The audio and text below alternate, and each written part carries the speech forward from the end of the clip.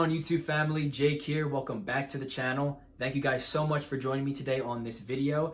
As you can see by the title, we are wrapping up our series on my 2 personal favorite exercises for different body parts to grow muscle mass. Now today, we're going to be covering back, my 2 favorite back exercises. And if you are new here, welcome to the channel. Appreciate you to coming and watching this video. And if you are new, hit that subscribe button because I'm posting a lot of great and valuable content. And let me know. Throw a comment down in the comment section if you're new. And also just let me know what was your favorite exercise from this video, or if you have a favorite back exercise that you like specifically. So without further ado, let's get right into it. Like I said, this is the second to last one of the workout series that I'm doing, the body part series. I also have to do core if I choose to do core, so you might see that video coming as well. So let's get right into it. My first exercise that I preferably like for working out the back and growing the back muscles is an interesting exercise, and it's really not that common, but it's called the glute ham raise. Now, you might first say, okay, these 2 names, glute ham raise, glute hamstrings, how is that back? That's nowhere correlated with the back. Well, this exercise specifically is actually a body weight exercise. And as you can see here, if you have a partner with you or someone that can help you with this exercise, it'll actually work great, right? You'll have the partner hold onto your calves as you lower your body, right, on the eccentric. You lower your body to the ground, and then you actually have to use your lower back to keep you up, to bring you back up, not just your glutes. Yes, it's the majority of this exercise is your glutes and your hamstrings are going to be worked. But you will, in fact, most indefinitely feel this in your lower back after a bunch of times of doing it over and over again. You will feel that your lower back will take over. Your lower back will have to do just as much as work as your glutes and your hamstring has to.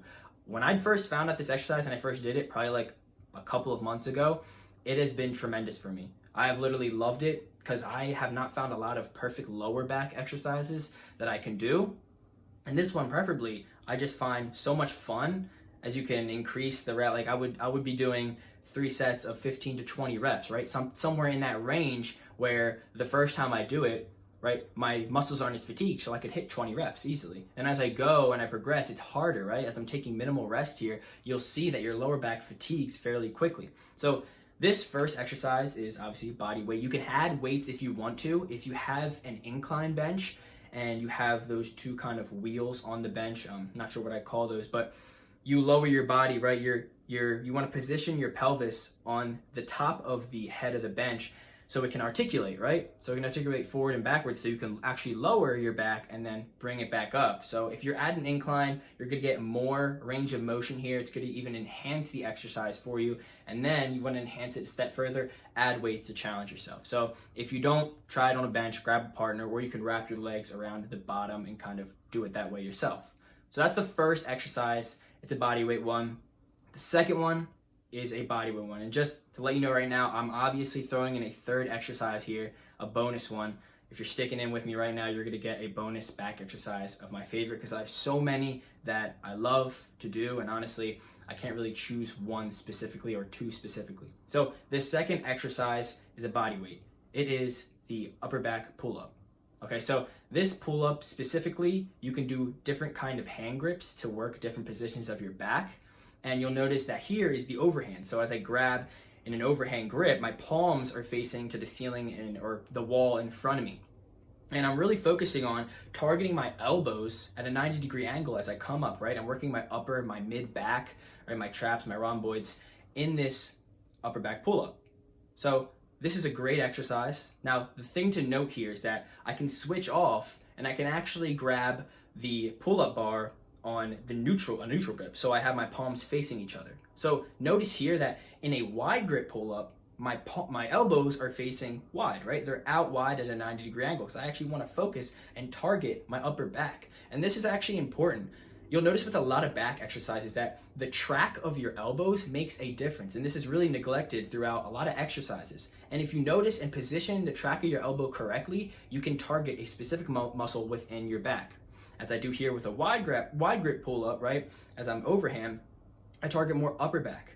So if I'm neutral grip and I have my elbows pointed in, right? I come down And I don't have to even come back all the way into this range of motion. I can come down just about here. This is perfect. Now I'm targeting my lats. So in this neutral grip pull up, or you could even do chin up, you're gonna be targeting your lats. So you can see in this video, I am targeting my lats here. I'm just going up and down repetitively.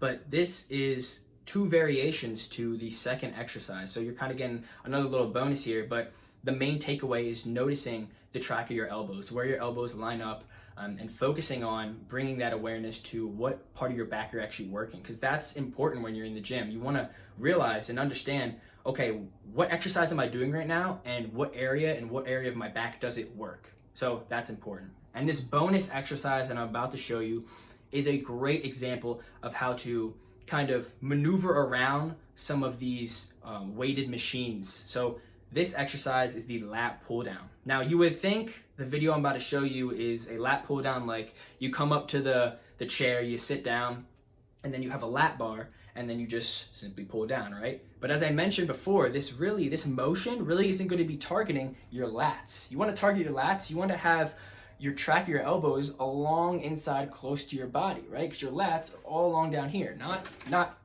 out up top. I'm gonna just knock that over. Not out up top here, right? Because that's your upper back.